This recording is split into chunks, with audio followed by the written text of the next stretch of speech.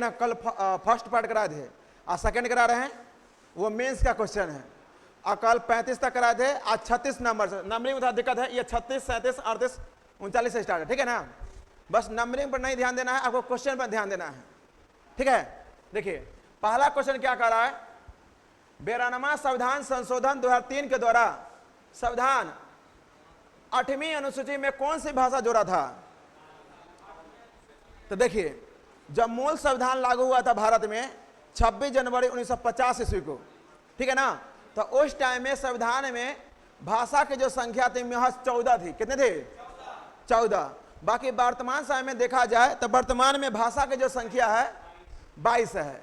कितना है? 22। तो मूल संविधान में अनुसूची नंबर 8, मूल संविधान में अनुसूची नंबर 8, तो अनुसूची नंबर 8 में, अनुसूची नंबर 8 में भाषा की चर्चा किया गया है, ठीक है ना। अनुसूची 8 में क्या है? भाषा। अब मूल संविधान में अनुसूची 8 में महज कितना भाषा हुआ करता था? 14 भाषा। कितना भाषा हुआ करता था? 14। बाकी वर्तमान समय में बात किया जाए वर्तमान में, तो वर्तमान में जो भाषा की संख्या है कितना है? 22 है। 22 नंबर कैसे पूरा? तो देखिए भारत में 14 से 22 कैसे हुआ, तो 15वां नंबर पर एक भाषा शामिल हुआ था, 15वां नंबर पर, जिसका नाम था सिंधी। क्या नाम था? सिंधी।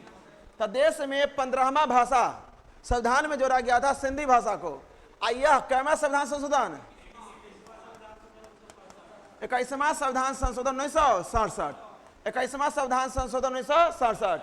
वही बात किया जाए 14, 15 के बाद 16, 17 और 18, तो इसमें जोड़ा गया था नामक भाषा। कौन सा भाषा? नामक। देखिए न से होता है, न से नेपाली, न से नेपाली, और मा से मणिपुरी होता है, और क से क्या होता है? क से क्या होता है? कोकनी। क से कोकनी, ठीक है ना। क से क्या होता है? कोकनी। तो नेपाली, मणिपुरी और कोकनी, यह 3 गो भाषा को 71वां संविधान संशोधन 1992 के तहत जोड़ा गया था। इस 3 भाषा को 71वां जो नमक का जोड़ा गया था, यह 71वां संविधान संशोधन 1992, ठीक है ना। और बात किया जाए 92वां संविधान संशोधन, तो देखिए पहला हुआ था 21वां संविधान संशोधन हुआ था ना, तो 21वां संविधान संशोधन 1967, इसके जहां जोड़ा गया था सिंधी। क्या जोड़ा गया था? सिंधी। उसके बाद 71वां संविधान संशोधन 1992 के तहत जोड़ा गया था नेपाली। क्या जोड़ा गया था? नेपाली। उसके बाद कोकनी, और उसके बाद मणिपुरी।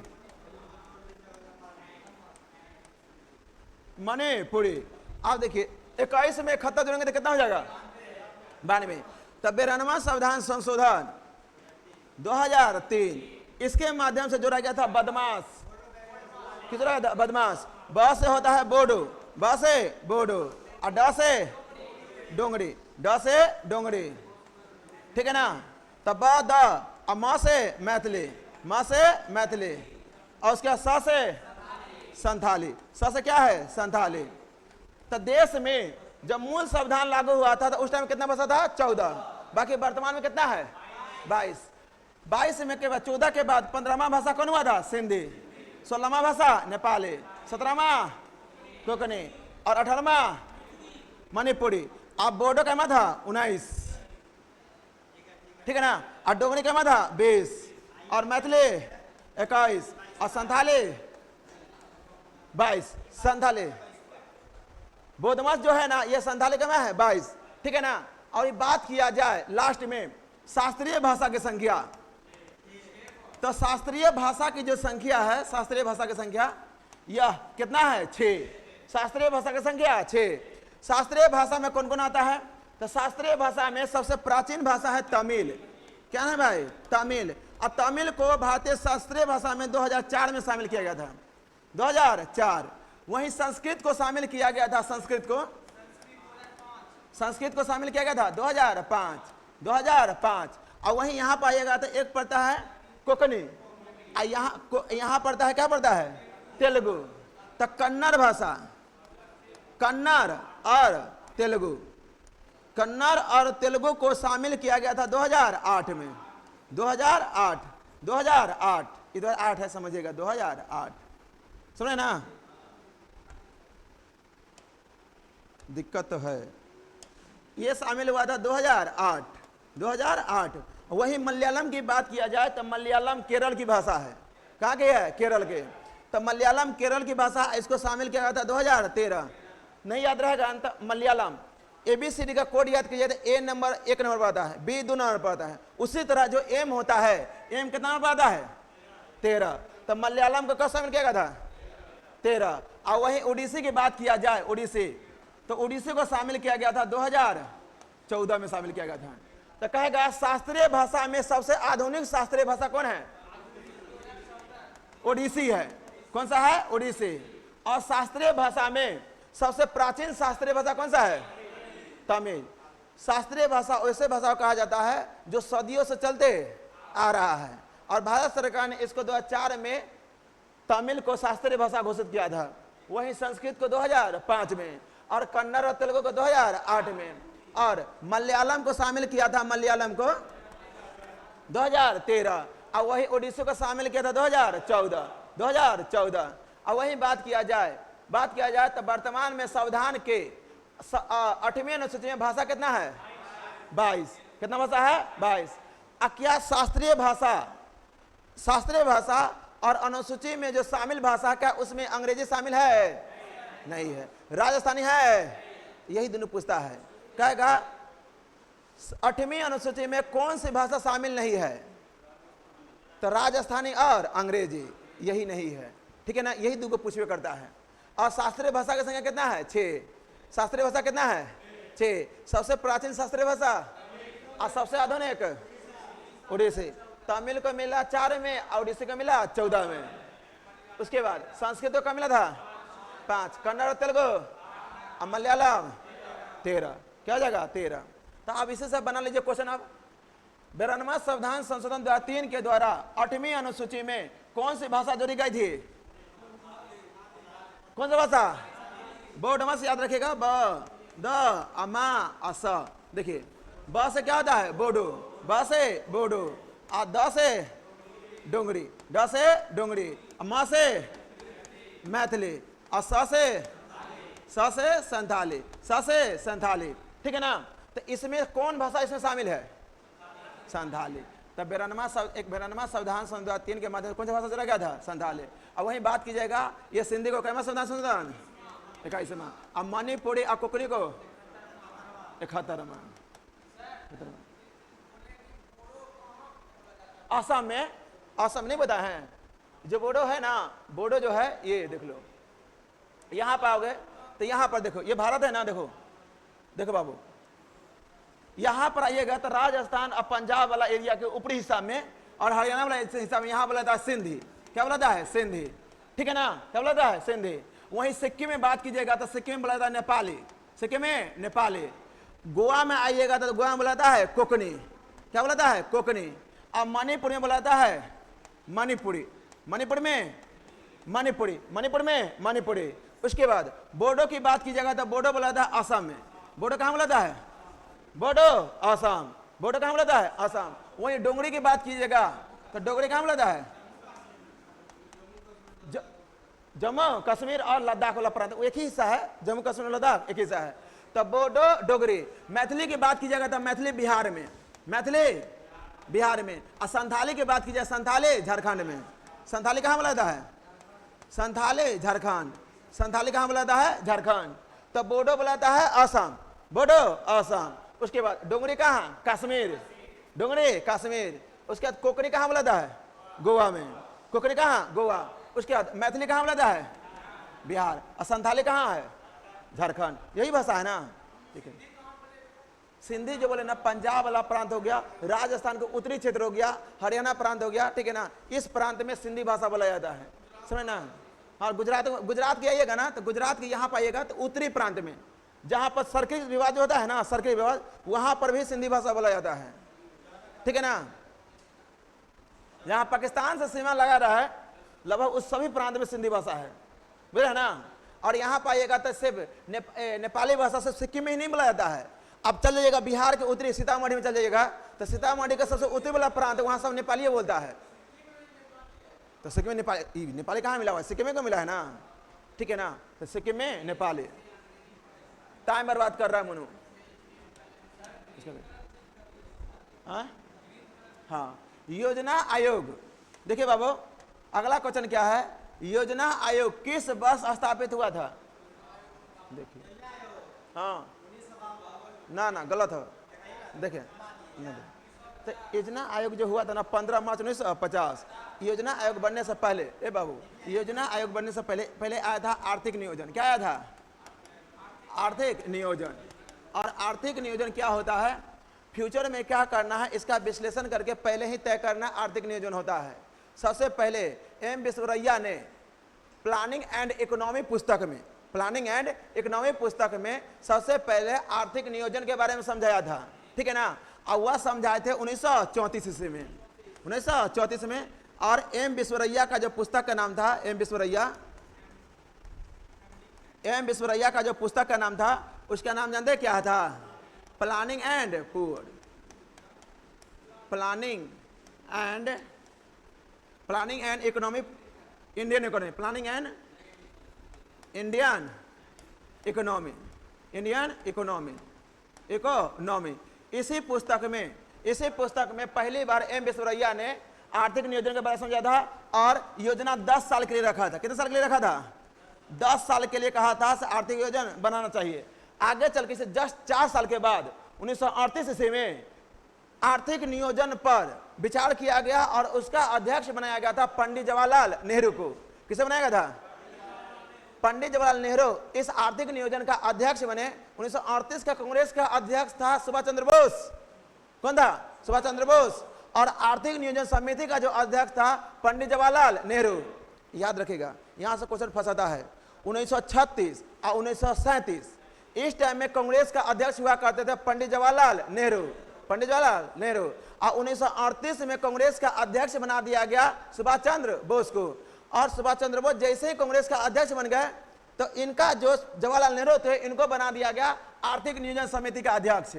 यानी 1938 में आर्थिक नियोजन समिति का जो अध्यक्ष बन गए, आर्थिक नियोजन समिति का जो अध्यक्ष बने थे, उसका नाम क्या था? पंडित जवाहरलाल नेहरू। पंडित जवाहरलाल नेहरू आइया बने 1938 में, ठीक है ना। और इसके जस्ट 6 साल के बाद, यानी 1944 ईस्वी में, 1944 में आता है बॉम्बे प्लान। क्या आता है? बॉम्बे प्लान आता है। अब बॉम्बे प्लान आता है और बॉम्बे प्लान का जो योजनाकार रहता है उसका नाम रहता है सर आरदेशिर दलाल। और यही बॉम्बे प्लान के तहत ही, जो बॉम्बे प्लान के तहत ही जो 1944 में आता है, उसी के तहत ही ये पंचवर्षीय योजना जो होता है उसका गठन किया गया था 15 मार्च 1950 को। तो बॉम्बे प्लान आया 1944 ईस्वी को और इसका जो योजनाकार था सर आरदेशिर दलाल। सर आरदेशिर दलाल। और 1944 ईस्वी में ही आता है गांधीवादी योजना। क्या आता है? गांधीवादी योजना। तो गांधीवादी जो योजना आता है, ये भी कब आता है? 1944। उसके बाद बात किया जाए 1945 में आर्थिक नियोजन संबंधित 1945 में आता है पीपल प्लान। क्या आता है? पीपल प्लान, जिसको जन योजना भी कहा जाता है। People plan. आज जो जन योजना जो आया था पीपल प्लान, ये कब आया था? 1945। और इसके बाद हो गया देश आजाद।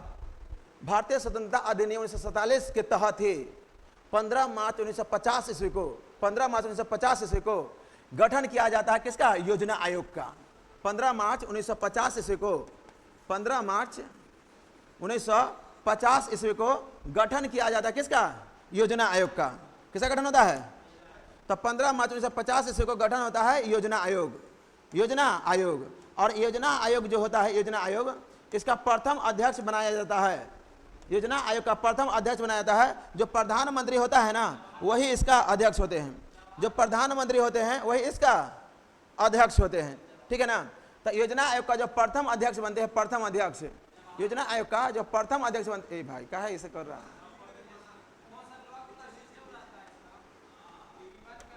तो योजना आयोग का जो प्रथम अध्यक्ष रहता है, प्रथम अध्यक्ष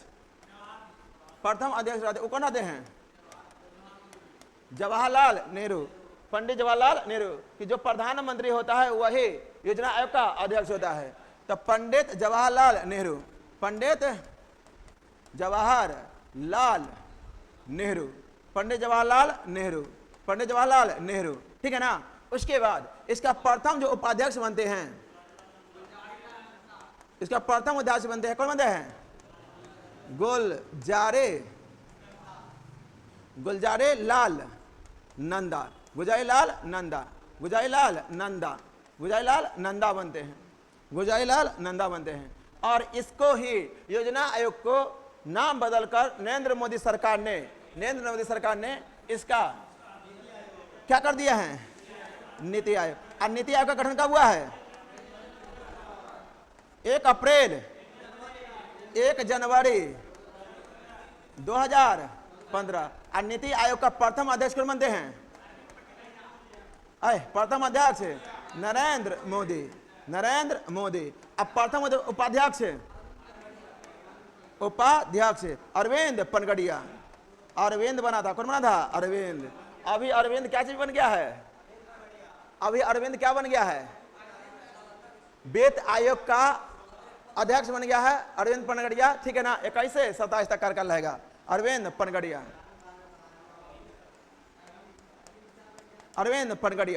और प्रथम सीईओ कौन था? सांदेसरे खुल्लर, क्या नाम था? सांदेसरे खुल्लर लिख देते हैं, सांदेसरे खुल्लर था, ठीक है ना। तो ये था योजना आयोग से नीति आयोग। आज जो योजना आयोग होता है, जो योजना आयोग था वह बॉटम टू टॉप था, उसका जो योजना था बॉटम टू टॉप, ठीक है ना। इसका बॉटम टू टॉप है, bottom to top NITI Aayog का। हम ये बोले जो योजनाकार था, योजना जो चलता था वो बॉटम टू टॉप, ठीक है ना, नीचे से ऊपर। ई है बॉटम से भी और टॉप से भी और ऊपर नीति आयोग, ठीक है ना। यानी ऊपर से क्या बोलते इसको? नहीं, हिंदी का था, देखो सुनो, हिंदी। इसका था जो योजना आयोग था, या ऊपर से नीचे, तो ऊपर को क्या बोलते हैं? टॉप। अच्छा, इसे ऊपर क्या बोलते हैं? टॉप। और नीचे क्या बोलते हैं? डाउन। था इंग्लिश था कमजोर है, नीचे क्या बोलते हैं? डाउन। और इसका जस्ट उल्टा था नीति आयोग, नीचे था डाउन से टॉप, डाउन टू अप, जिस टॉप को अप बोलते हैं, तो डाउन से अप था, ठीक है ना। तो ये था योजना आयोग के बारे में। एक बार फिर से रिवीजन कर लीजिए भाई। सबसे पहले योजना आयोग से पहले क्या था? आर्थिक नियोजन। आर्थिक नियोजन के लिए इसका प्लान किसने तैयार किया था? कब तैयार किए थे? 1934। किस पुस्तक में? Economy, planning and Indian economy. और कितने साल का योजना बनाए थे? 10 साल। इसके 4 साल के बाद इस आर्थिक नियोजन का अध्यक्ष, नियोजन समिति का अध्यक्ष किसे बनाया गया था? जवाहरलाल नेहरू। कब बने थे? 1938। उसके बाद वो 10 साल जो प्लान किया था 1934 से 10 साल आता है 1944। 1944 में क्या आता है? बम्बे प्लान। अब बम्बे प्लान का योजनाकार कौन था? सर अर्देशीर दलाल। गांधीवादी योजना भी कब आता है? 1944। अब बम्बे प्लान, पीपल प्लान यानी कि जन योजना, जन योजना कब आता है? 1945। और 1945 के तहत जब देश आजाद हो जाता है तो उस आर्थिक नियोजन की जगह क्या बना दिया जाता है? योजना आयोग। और योजना आयोग का गठन होता है 15 मार्च 1950। और इसका प्रथम अध्यक्ष कौन बनता है? पंडित जवाहरलाल नेहरू। और इसका उपाध्यक्ष गुलजारीलाल नंदा। और इसके बाद योजना आयोग की जगह क्या लाया जाता है?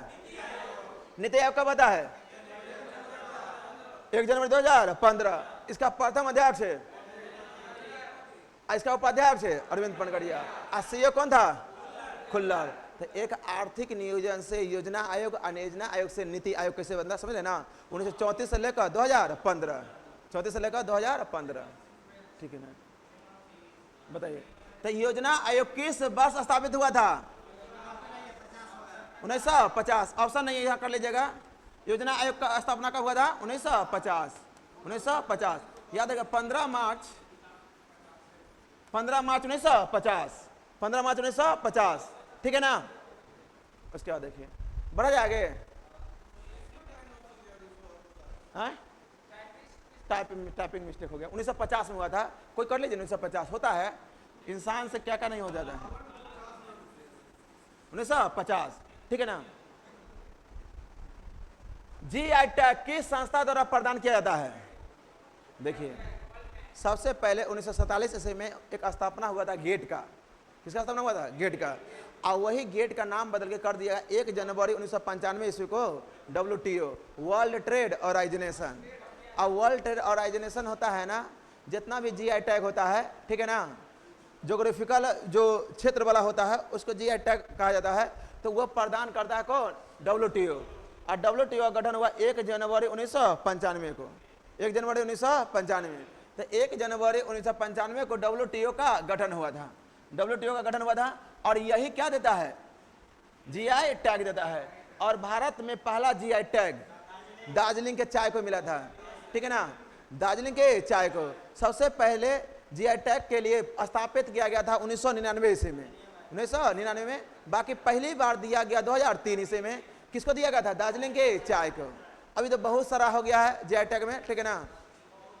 बहुत है, बहुत है। उत्तर प्रदेश में सबसे ज्यादा है, उसके बाद तमिलनाडु में बहुत ज्यादा, 50 से ऊपर तमिलनाडु में हो गया है, समझे ना। तो याद रखेगा जीआई टैग कौन देता है? WTO। और इसका गठन 1 जनवरी 1995। और इसका जो मुख्यालय है जेनेवा में है। कहाँ है? जेनेवा। वही वर्ल्ड बैंक की बात किया जाए, इसका स्थापना 1945। ब्रिक्स की बात किया जाए तो ब्रिक्स का स्थापना हुआ था 2009। ब्रिक्स का स्थापना कब हुआ है? 2009। यूनेस्को का स्थापना कब हुआ है? 16 नवंबर 1945, 16 नवंबर 1945। तो यूनेस्को का स्थापना हुआ 16 नवंबर 1945। और यूनिसेफ का स्थापना हुआ 1946। और यूनेस्को का मुख्यालय है पेरिस में। यूनेस्को का मुख्यालय कहाँ है? यूनेस्को का पेरिस। और यूनिसेफ का है न्यूयॉर्क। यूनिसेफ का मुख्यालय कहाँ है? न्यूयॉर्क। और यूनेस्को का मुख्यालय कहाँ पड़ता है? पेरिस में है। कहाँ पड़ता है? पेरिस। कहाँ पड़ता है? पेरिस, ठीक है ना। तो जीआई टैग कौन देता है? WTO। विश्व बैंक का मुख्यालय कहेगा तो वाशिंगटन DC। विश्व बैंक का मुख्यालय कहाँ है? Washington DC। और ब्रिक्स का मुख्यालय कहाँ है? ब्रिक्स का मुख्यालय कहाँ है? बीजिंग में है। कहाँ पे है? बीजिंग, ठीक है ना। अब ब्रिक्स बैंक द्वारा स्थापित NDB बैंक, ठीक है ना। तो NDB बैंक का जो स्थापना हुआ था फोर्टलेजा में हुआ था। कहाँ हुआ था? फोर्टलेजा में हुआ था। और उसका जो मुख्यालय है संघाई में है। कहाँ पड़ता है? संघाई में पड़ता है, ठीक है ना। हाँ, SCO का भी कहाँ है? संघाई में है। SCO का जो गठन हुआ था 2001 ईस्वी में। SCO का गठन कब हुआ था? 1 ईस्वी में। अब बिहार का जो 38वां जिला बना था अरवल, वो भी 2001 में बना था, 2001 में। अब मोनू का जन्म 2001 में हुआ था, ठीक है ना। चलो मोनू को फेमस कर देंगे, समझ रहा है ना। आए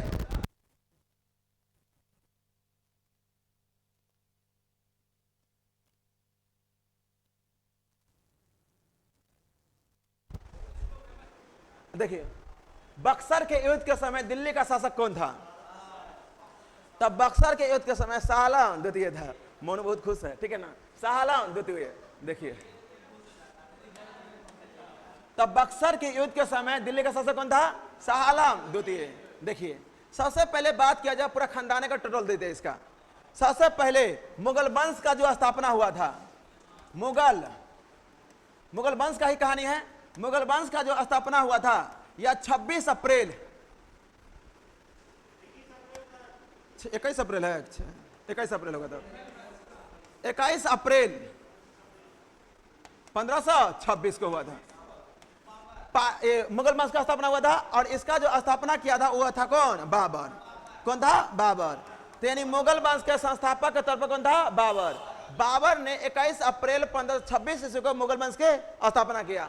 और इनका जो कार्यकाल था 1526 से लेकर 1530, 30 से लेकर 1530। वहीं बाबर का बेटा का नाम था हुमायूं।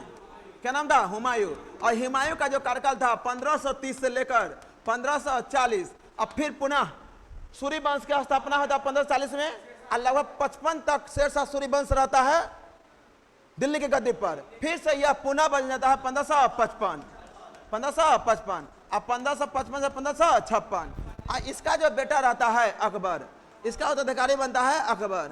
और अकबर का जो कार्यकाल रहता है 1556 से 1605। 1556 से 1605। और अकबर का जो बेटा रहता है, अकबर का बेटा का नाम रहता है जहांगीर। क्या नाम रहता है? जहांगीर। और जहांगीर का जो कार्यकाल रहता है 1605 से लेकर 1627। 5 से लेकर 1627। और जहांगीर का बेटा नाम रहता है शाहजहां। क्या नाम रहता है? शाहजहां। और इनका कार्यकाल 1627 से लेकर 1657। 1657, ठीक है ना। और शाहजहां का बेटा का नाम रहता है औरंगजेब। क्या नाम रहता है? औरंगजेब। और औरंगजेब का जो कार्यकाल रहता है 1658 से लेकर 1707। 1658 से 1707। औरंगजेब का बेटा का नाम रहता है बहादुर शाह प्रथम। बहादुर शाह प्रथम। अब बहादुर शाह प्रथम का कार्यकाल रहता है 1707 से लेकर 1712। 1712। बहादुर शाह प्रथम का बेटवा का नाम रहता है जहांदार शाह। क्या नाम रहता है? जहांदार शाह, जिसको लंपट मुर्गी कहा जाता है, ठीक है ना। जहांदार शाह। और इनका कार्यकाल 1712 से लेकर 1713। 1712 1713। और जहांदार शाह के बेटा का नाम रहता है फर्रुखसियर। क्या नाम रहता है? फर्रुखसियर। क्या नाम रहता है? फर्रुखसियर। और फर्रुखसियर का जो कार्यकाल रहता है 1713 से लेकर 1719 तक रहता है, 18 क्लास तक, 19 तक 1719। और 1719 से बनता है रफीत उद दर्जात।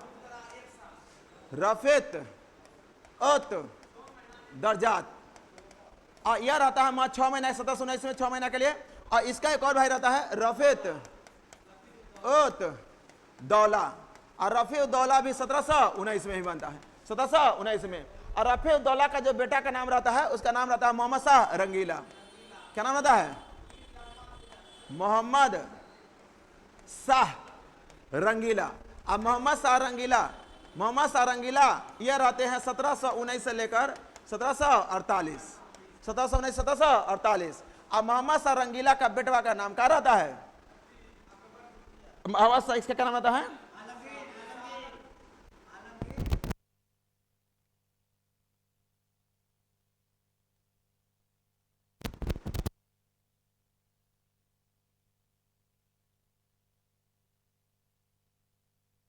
शाह। क्या नाम रहता है? मोहम्मद शाह।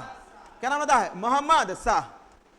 तो मोहम्मद शाह का जो कार्यकाल रहता है 1748 से लेकर 1754। ठीक है ना।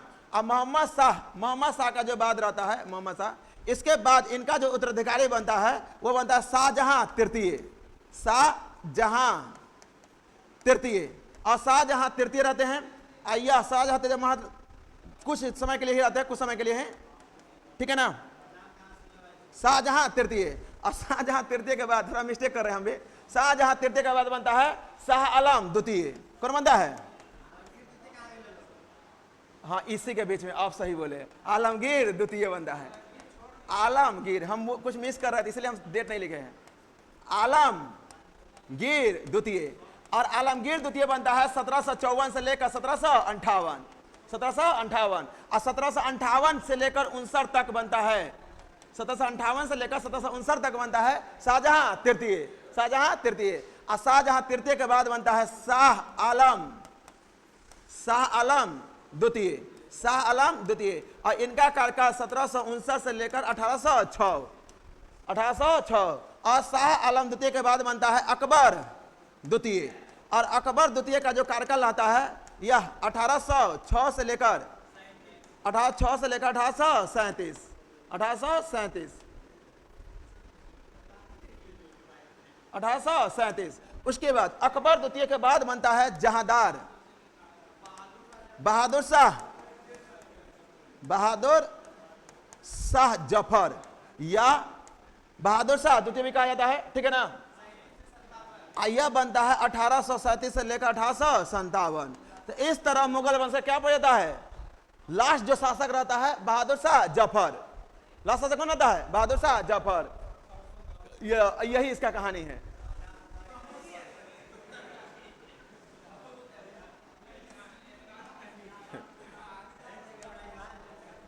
गड़बड़ाया नहीं भाई, है अहमद शाह। अहमद शाह गड़बड़ाया नहीं है, मतलब मिस कर गए थे स्पीड बोलने के चक्कर में, कोई दिक्कत नहीं है, सब सही है। देखिए बाबू, मुगल वंश का जो स्थापना किया था किसने किया था?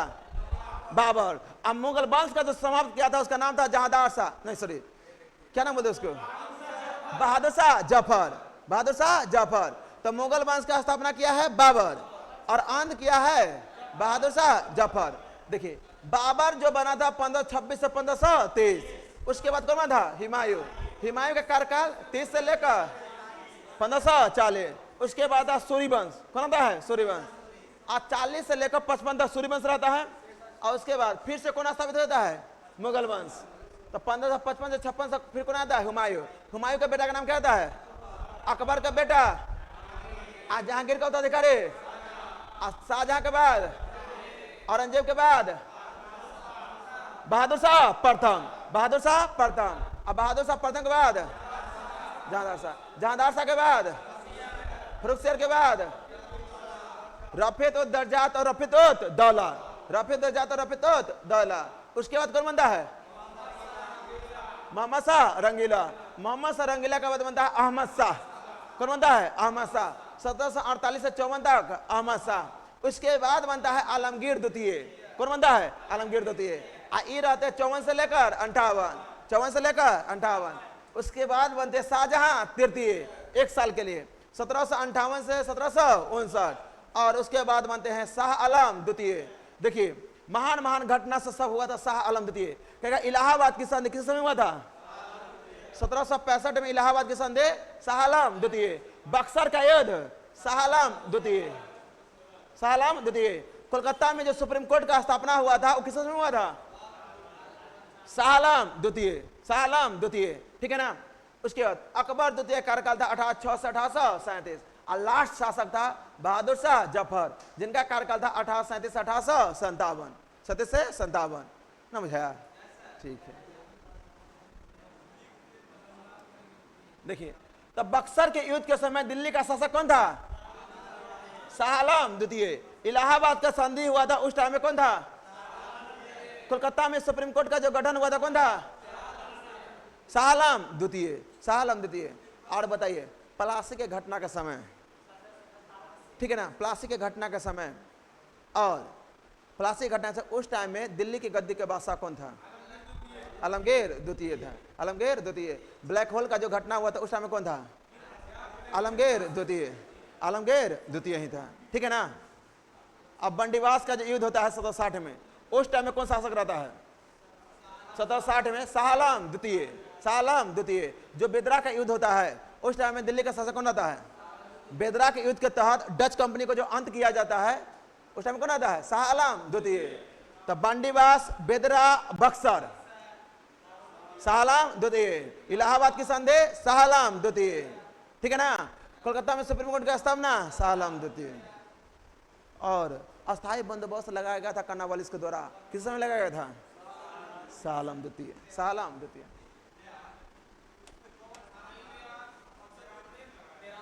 सत्रह सौ 93 में था, इसे 1806 तक कार्यकाल था। इसका देखिए देखिए इसका करो। बक्सर का जो युद्ध हुआ था, बक्सर का युद्ध, देखिए बक्सर का जो युद्ध हुआ था, ठीक है ना। बक्सर का युद्ध देखिए मेरे भाई, ये समझे नहीं यहाँ पे। बक्सर का युद्ध हुआ था तो ये देखिए ये वाला प्रांत है, ये बिहार है, ये वाला प्रांत है, ये बंगाल है, ठीक है ना। और दिल्ली के गद्दी पर बैठा हुआ था उस टाइम में शाह आलम द्वितीय। कौन था? शाह आलम द्वितीय। शाह, एक मिनट भाई रुक जा रुक जा। शाह आलम द्वितीय। शाह आलम द्वितीय, ठीक है ना। और इस टाइम में बंगाल का जो नवाब हुआ करता था, ठीक है ना, उसका नाम था मीर जाफर।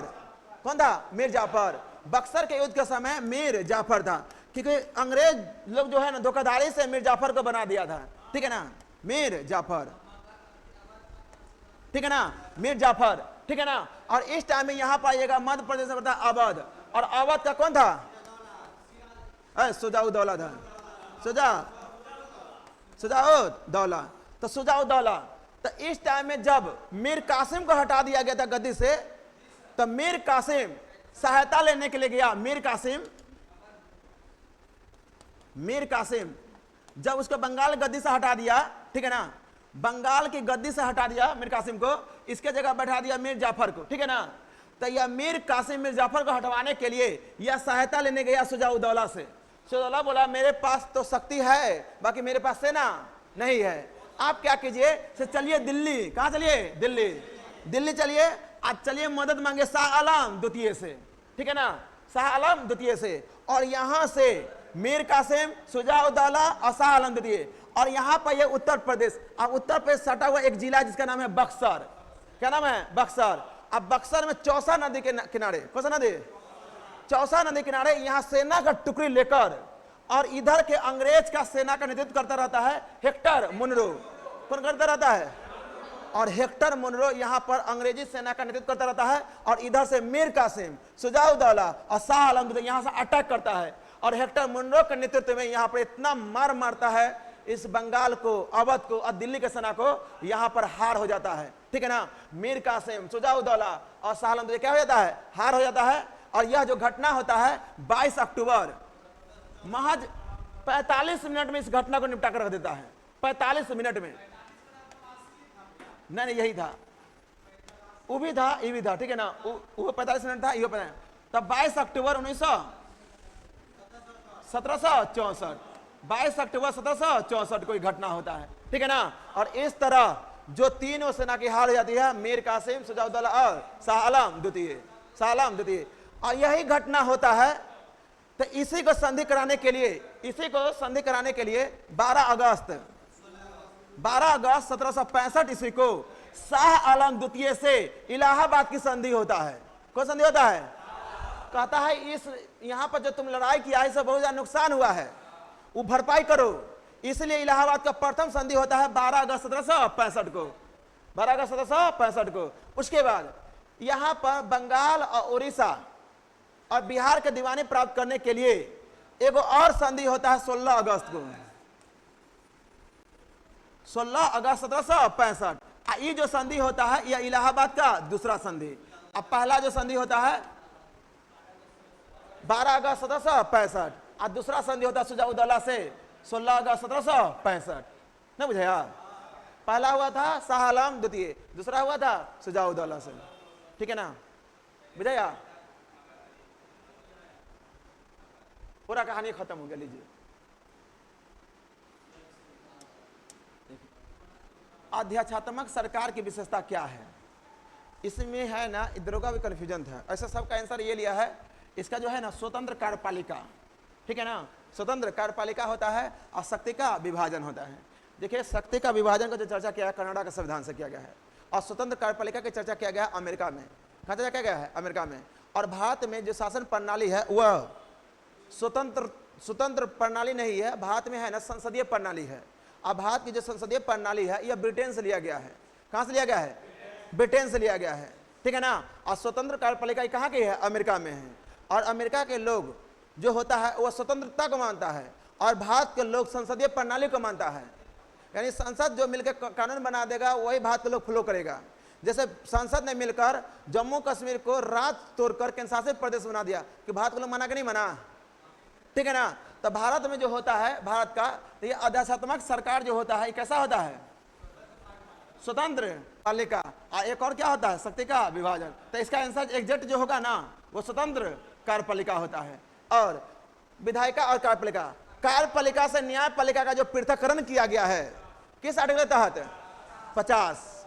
कार्यपालिका के अंदर समझ रहे हैं ना, मुख्यमंत्री हो गया, राज्यपाल हो गया, ठीक है ना, उसके बाद मुख्यमंत्री राज्यपाल हो गया, उसके अंदर में महाधिवक्ता हो गया, ये सब क्या हो जाएगा? कार्यपालिका। और न्यायपालिका के अंदर हाईकोर्ट हो जाएगा।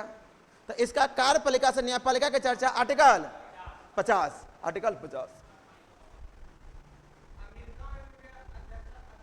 नहीं, स्वतंत्र कार्यपालिका वहां पे स्वतंत्र अध्यात्मक भी है और स्वतंत्र पालिका है, इसलिए ना बोले दोनों आंसर होगा। इसका आंसर बोर्ड ने रद्द कर दिया होगा।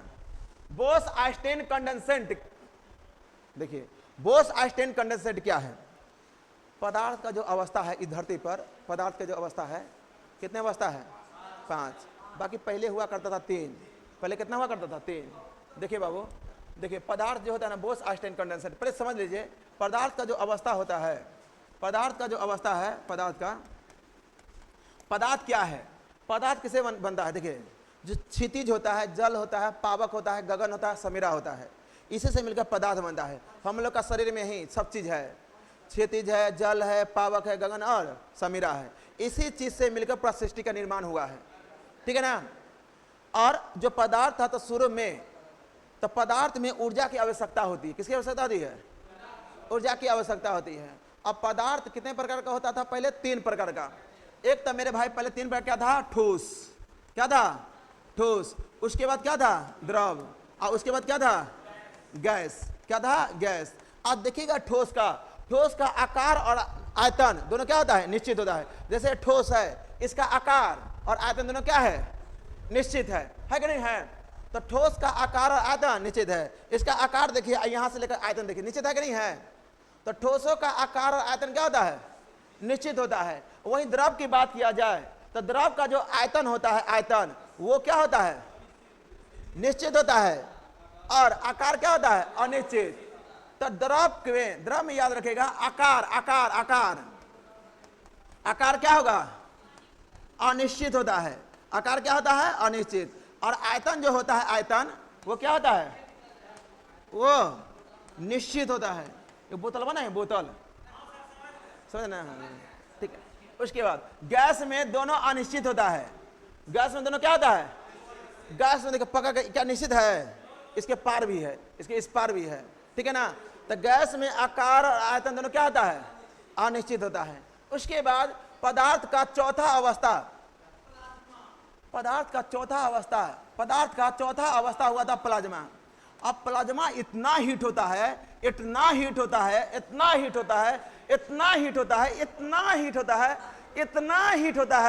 सूर्य तारा जैसा हीट होता है, सूर्य तारा जैसा, जिसका टेम्परेचर 20,000 होता है। कितना होता है? 20,000 डिग्री सेल्सियस होता है। जिस तरह सूर्य और तारा के नाभिकीय संलयन में जितना हीट होता है उतना प्लाज्मा का भी होता है। और इसका जो खोज किया था 1879 ईस्वी में विलियम क्रूप्स ने किया था। विलियम क्रूप्स जो प्लाज्मा का खोज किया था, वो किसने किया था?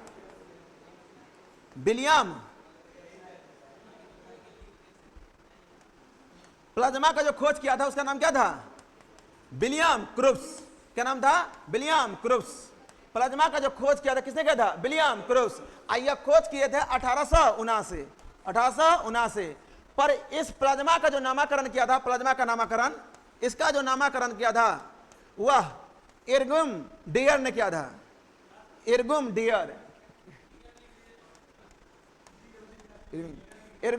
डियर ने किया था। लिंगम डियर।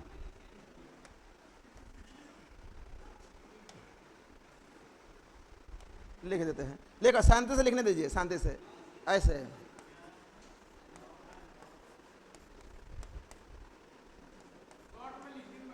ना शॉर्ट में लिखिए। लेगुम डियर ने किया था। तब प्लाज्मा का जो नामकरण किया था वो किया था लेगुम डियर ने किया था। खोज किया था विलियम क्रूप्स। किसने खोज किया था? ये जानते थे? नहीं जानते थे। डियर है। सेट मार रहे थे तो उसमें क्वेश्चन आया था, दुर्गा सेट जो मार रहे थे ना, तो उसी में तो हम उस दिन लिख लिए थे। तो हम सोचे डिस्कशन करवाएंगे ना, तो करवा देंगे, ठीक है ना। तो नामकरण जो किया था लेगुम डियर ने किया था, खोज किया था विलियम क्रूप्स, ठीक है ना। तो ये सबसे गर्म अवस्था होता है प्लाज्मा का। और पदार्थ का जो पश्चिमी अवस्था होता है, पश्चिमी अवस्था, वह क्या होता है?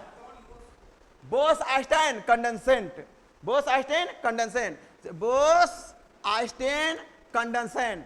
यह पदार्थ का ऐसा अवस्था होता है जिसका सबसे सबसे सबसे सबसे इतना मिनिमम ताप होता है, इतना मिनिमम होता है, उससे कम नहीं हो सकता है, ठीक है ना। तो यह माइनस कितना होता है? 273। कितना होता है?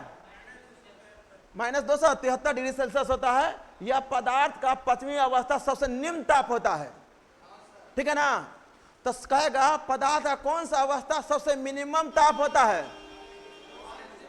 इससे कम नहीं हो सकता है। इस धरती पर ब्रह्मांड में से कम नहीं हो सकता है। और इसका -273 डिग्री टेम्परेचर से कम नहीं होता है। आप देखिएगा 4 डिग्री सेल्सियस पर पानी जो होता है ना, द्रव से पानी बदल देता है, और 0 डिग्री सेल्सियस पर पानी जम जाता है, और 0 फिर -1 -2 करते करते जाइएगा, तब जाके होता है -273। तो इतना से माइनस नहीं हो सकता है। पदार्थ का जो पचन अवस्था सबसे मिनिमम जो होता है, सबसे मिनिमम हो सकता है, कितना हो सकता है दोस्त? इसी को बताए थे बोस साहब ने, सत्यनाथ बोस ने बताए थे, और उसका जो सिद्ध किए थे वो आइंस्टीन साहब ने किए थे। किसने किए थे? आइंस्टीन साहब ने सिद्ध किए थे।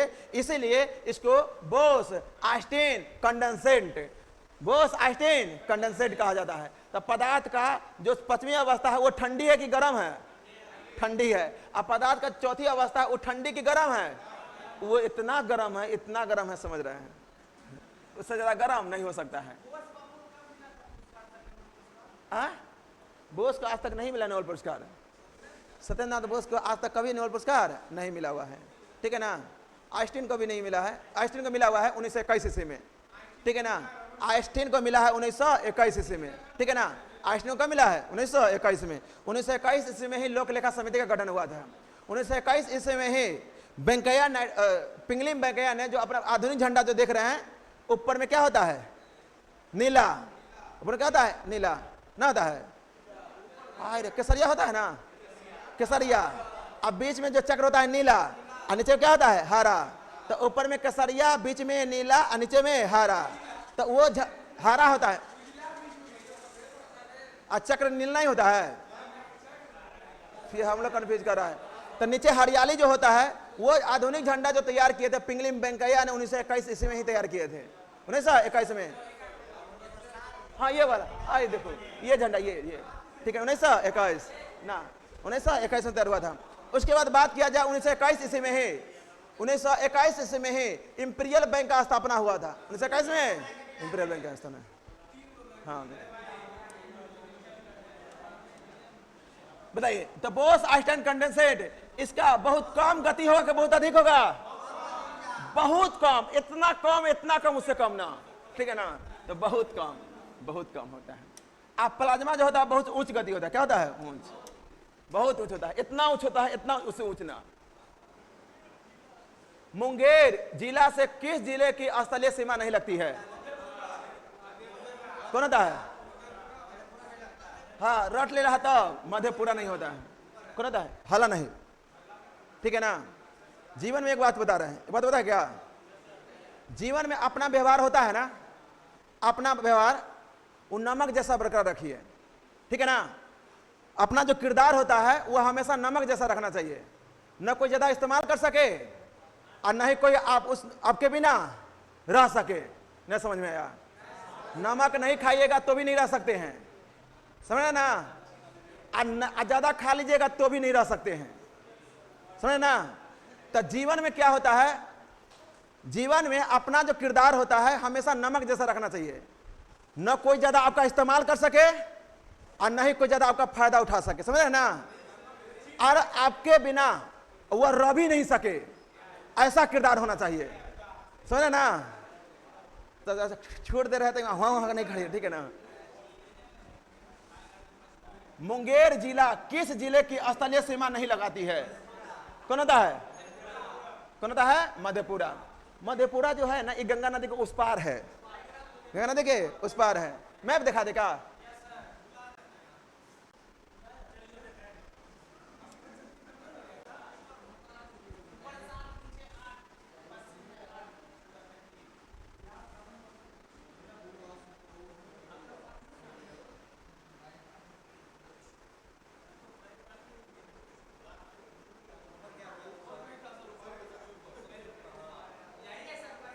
हाँ दिखा देते।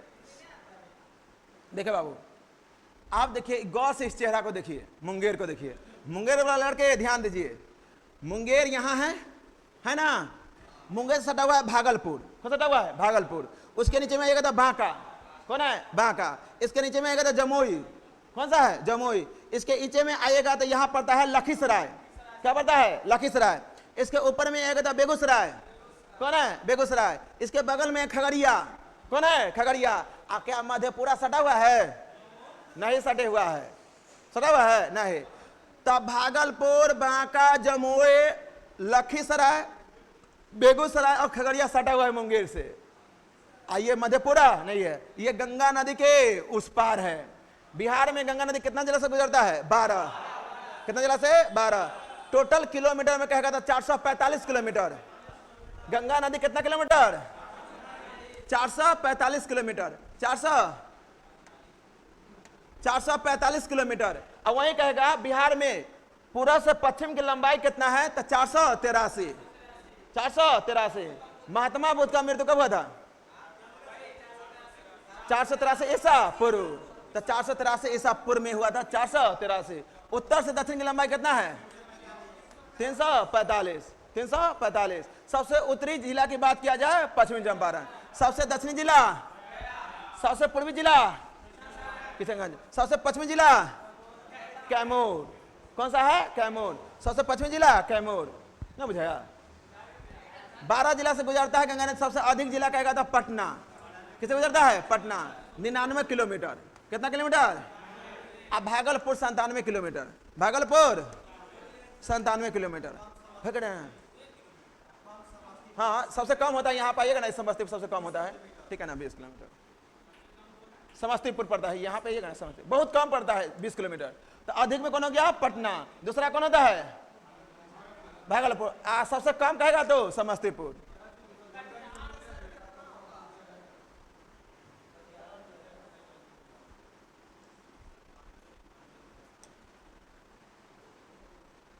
एग्जाम से पहले जितना यूट्यूब पर करा रहा है ना, देख के जाइएगा।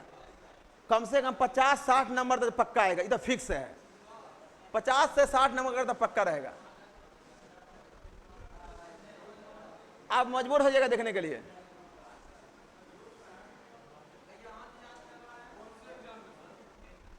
किसी भी एग्जाम में ले, किसी भी एग्जाम के लिए सर बोल रहे हैं जाइएगा ना एग्जाम देने के लिए, तो ये वाला वीडियो सब देख के जाइएगा। सब 50-60 नंबर तो पक्का तो आएगा करेगा, ये तो फिक्स है, पक्का आएगा। ये हम कह दे रहे हैं ना, यूट्यूब पर रिकॉर्ड है, अभी भी रिकॉर्ड हो रहा है। हम जो बोल रहे हैं वही रिकॉर्ड हो रहा है ना, अब देख लीजिएगा। कम से कम जो करा रहे हैं उसे 50-60 क्वेश्चन पक्का रहेगा, पक्का रहेगा। एग्जाम में रहेगा, एग्जाम में, ठीक है ना। अब मेंस में 70 क्वेश्चन, ठीक है, करवाएंगे। उसका देखिए, पूर्व पश्चिम गलियारा सिलचर को किससे जोड़ता है? देखिए बाबू, ये भारत है ना। ए बाबू, ए सुना देखो, उत्तर से दक्षिण होता है श्रीनगर से कन्याकुमारी, श्रीनगर से कन्याकुमारी। आइया कितना होता है? 3705। अब देखिए, सबसे पश्चिम में आता है पोरबंदर। सबसे पश्चिम में क्या है? पोरबंदर। और सबसे उत्तर में क्या है? सिलचर। क्या है? सिलचर। क्या है? सिलचर। और देखिए, और उत्तर दक्षिण और पूर्व पश्चिम जो गलियारा मिलता है, यह उत्तर प्रदेश के झांसी में मिलता है। यह उत्तर प्रदेश के झांसी में। उत्तर दक्षिण पूर्व पश्चिम जो गलियारा मिलता है, यह उत्तर प्रदेश के झांसी में मिलता है। आई कहां से कहां तक है? पोरबंदर से सिलचर। पोरबंदर से सिलचर। आइया कितना होता है? 3507। 3507, ठीक है ना। यह है 3705 किलोमीटर। आपको का किताब इसको लिखता है 3745 किलोमीटर, ठीक है ना। तो 3745 भी लिखता है, आपको की किताब है 3705 भी लिखता है, समझे ना। तो 1 किलोमीटर पर नहीं जाना है, कोई अलग अलग आदमी अलग अलग लिखता है, ठीक है। और नया लुसन तो हटाइए दिया है, कहता हम लिखबे नहीं करेंगे, ठीक है ना। तो याद रखेगा, यह पूर्व से पश्चिम, यानी पूर्व से पश्चिम जो गलियारा है, पोरबंदर से सिलचर, है ना। और उत्तर से दक्षिण है श्रीनगर से कन्याकुमारी। श्रीनगर से कन्याकुमारी। आई दोनों जो मिलता है वो कहाँ मिलता है? झांसी। और झांसी कहाँ पड़ता है? उत्तर प्रदेश। रानी लक्ष्मीबाई अपने नेतृत्व कहाँ से किए थे? झांसी से किए थे। कहाँ से किए थे? झांसी से। हाल ही में बाबू आगे देखो, आगे देखिए, हाल ही में मरणोपरांत भारत रत्न सम्मान किसे दिया गया है? कर्पूरी ठाकुर को। कैसे मिला है? कर्पूरी ठाकुर। कर्पूरी ठाकुर को मिला है। और कर्पूरी ठाकुर का जन्म यह समस्तीपुर के पितौंजिया में हुआ था। समस्तीपुर के पितौंजिया में 2023 की बात किया जाए, 2024 की बात किया जाए, 2024 में 5 व्यक्ति को भारत रत्न मिला हुआ है। और भारत सरकार के संविधान के अनुसार मैक्सिमम 3 व्यक्ति को भारत रत्न दिया जा सकता है। बाकी 2 बार संविधान का उल्लंघन करके ऐसा किया गया है, ठीक है ना। जो 3 से ज्यादा व्यक्ति दिया, एक बार दिया गया था 1999 ईस्वी में 4 व्यक्ति को, 1999 में 4 व्यक्ति को, और 2004 ईस्वी में दिया गया 5 व्यक्ति को। 2024 में 2024 में कितने व्यक्ति दिया गया? 5 व्यक्ति दिया गया है। एक है MS स्वामीनाथन है, PV नरसिम्हा राव है, कर्पूरी ठाकुर है, चौधरी चरण सिंह, एक कौन हो गया? लालकृष आडवाणी। तो लालकृष आडवाणी था, उनका जन्म पाकिस्तान में हुआ था, पाकिस्तान के लाहौर में, और उनको जीवित में मिला है। किसे मिला है? जीवित में। और इस चारों को जो मिला था वह मरणोपरांत मिला था। कैसा मिला था? मरणोपरांत। इनका भी मरणोपरांत मिला है, ठीक है ना। ना मुजफ्फरपुर में घर नहीं है, इनका समस्तीपुर में है, समस्तीपुर के पितौंजिया में, है। कर्पूरी ग्राम स्टेशन भी है, ठीक है ना। हाँ, और 11वां मुख्यमंत्री भी रह चुके हैं, ठीक है ना। 2 बार 11वां मुख्यमंत्री है कौन? कर्पूरी ठाकुर। बताइए, कोयना बांध किस राज्य में है? कोई नहीं है। कोयना है महाराष्ट्र में। कोयना कहाँ है? महाराष्ट्र। कोयना कहाँ है? महाराष्ट्र। कहाँ है? महाराष्ट्र। एक और बताइएगा तो, अनुच्छेद 21 का संबंध किससे है? प्राण एवं दैहिक स्वतंत्रता। देखिए, प्राण और दैहिक स्वतंत्रता क्या होता है? प्राण और दैहिक स्वतंत्रता, ठीक है ना।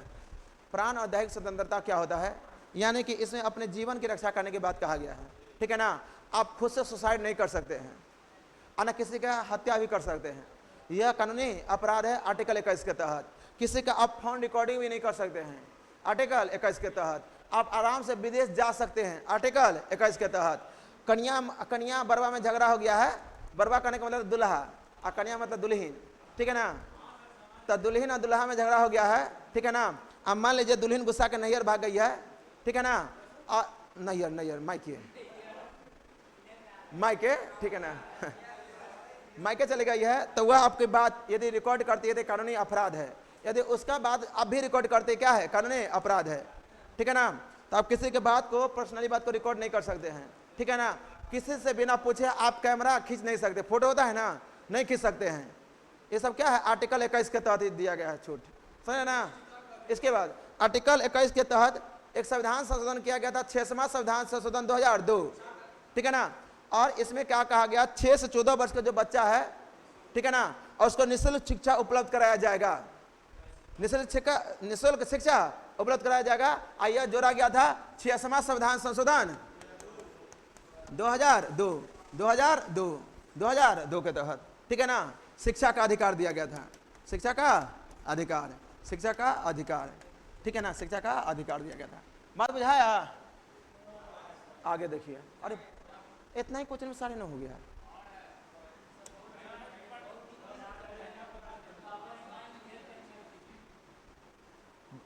तो आप फिर लोग ने किए थे,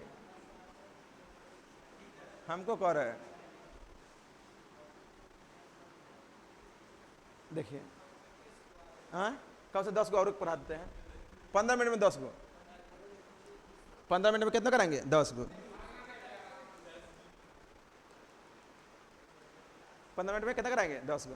ये सब बदमाशी कितना करता है, कथी बतियाता रहता है, जानते हैं। इस धरती पर महान वही बन सकता है, ठीक है ना। इस धरती पर महान वही बन सकता है, मनो ध्यान सुनो। इस धरती पर महान वही बन सकता है, ठीक है ना, जिसमें सहन शक्ति और समझ शक्ति दोनों बहुत ज्यादा हो। वैसा व्यक्ति ही अभी वर्तमान समय में महान बन सकता है जिसमें समझ शक्ति और सहन शक्ति दोनों हो। वही व्यक्ति अभी महान बन सकता है। वर्तमान समय क्या है, कोई कुछ बोल रहा है तो सहा नहीं जाता है, क्या बोले बोलते बोलते फिर से बोलना, ठीक है ना। उसके बाद समझ शक्ति भी कम है, पहले ये नहीं समझे क्या बोल रहा है, समझे ना। अधिकांश घर अभी जो टूट रहा है और वर्तमान समय में जो घर सब टूट रहा है, ठीक है ना, तो यह सब समझ शक्ति का ही कमी की वजह से, ठीक है ना। समझ शक्ति कम रहेगा तो घर आराम से टूट जाता है। कहा जाता है ना, घर जो टूटता है यह किसी के गलतियां से नहीं टूटता है, यह सिर्फ और सिर्फ गलत फहमियां से टूटता है। घर जो अभी वर्तमान समय सब टूट रहा है, भाई भाई में लड़ रहा है, ठीक है ना, भौजाई भौजाई से लड़ रहा है, देवर को भौजी नहीं देखना चाह रही है, ठीक है ना। तो यह वर्तमान समय में भाई के शादी होता है, कहता है देवर को पैसा मिला, पैसा बंद कर दो, ठीक है ना, होता है कि नहीं होता है। तो वर्तमान समय में जो घर टूट रहा है यह गलतियां से नहीं, गलतफहमियां से टूट रहा है। इसलिए वर्तमान में देखने से ज्यादा विश्वास रखिए, सुनने से ज्यादा विश्वास रखिए देखने में, समझ ना। जब तक आंखों देखा नहीं कर लेते हैं तब तक किसी का सुनी हुई बात पर विश्वास नहीं कीजिए, कि कान में आकर कोई कुछ भी बोल देगा, समझ ना, और सामने से कुछ और होता है। तो गलत फहमिया में नहीं जीना है, ठीक है ना। बस गलतियां सबसे होता है, बस कुछ सुधार करके आगे बढ़ना है, समझ ना। देखिए आगे, पहाड़ों पर जल उबलता है, तो पहाड़ों पर जो जल उबलता है, रुको,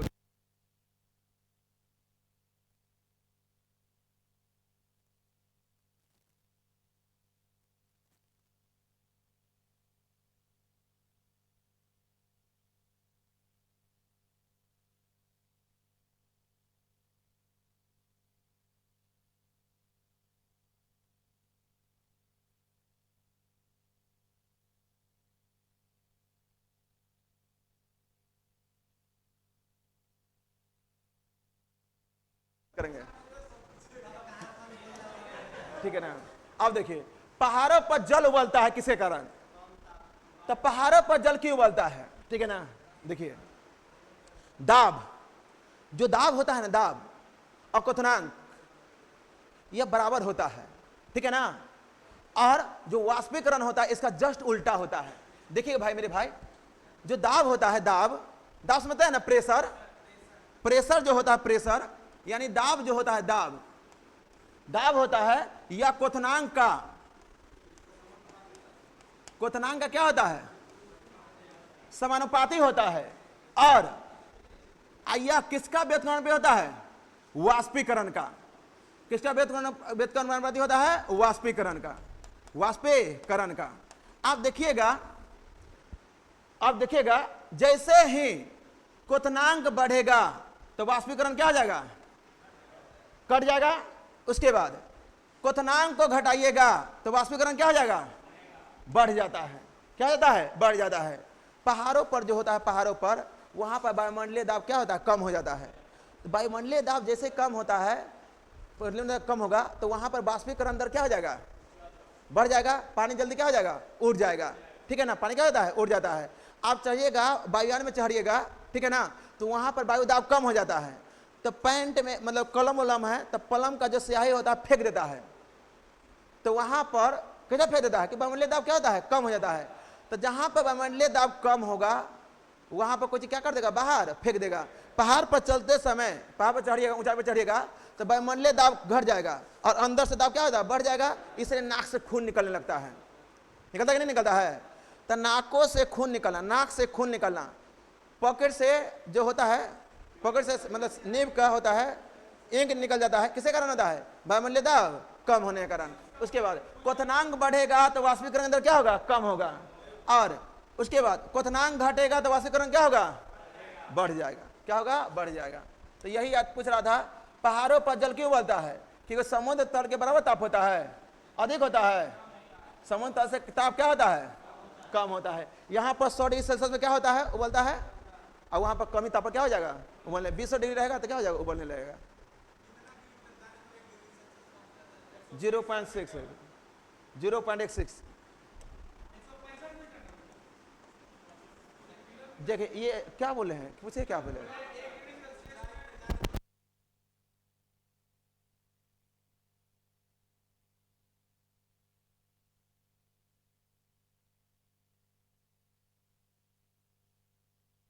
इसका ना ध्यान है, ये 0.1 सेंटीमीटर ताप बढ़ने पर, ठीक है ना, तो इसका आवाज जो होता है ना, बढ़ता है। आवाज क्या होता है, बढ़ता है। हाँ, फ्रीक्वेंसी वाला बात बोले, इसके बारे में नहीं जानकारी। आओ देखिए, पूंजीवादी, उससे पहले देखिए, आधुनिक भारत का प्रथम पुरुष किसे कहा जाता है, आधुनिक भारत का प्रथम जो पुरुष कहा जाता है वो किसे कहा जाता है, राजा राम मोहन राय। राजा राम मोहन राय का जो जन्म हुआ था, कब हुआ था, राजा राम मोहन राय 1774 में हुआ था, और इसका मृत्यु 1833 में हुआ था, 1833 में। राजा राम मोहन राय ने, जो राजा राम मोहन राय थे, इसे आधुनिक पुरुष कहा जाता है, क्योंकि इसने सबसे पहले आत्मीय सभा की स्थापना किए थे। आत्मीय सभा का जो स्थापना किए थे ये 1815 में किए थे। आत्मीय सभा का स्थापना कब किए थे? 1815 में। उसके बाद हिंदू कॉलेज का जो स्थापना किए थे, हिंदू कॉलेज का स्थापना जो किए थे 1817 में, 1817 में किए थे।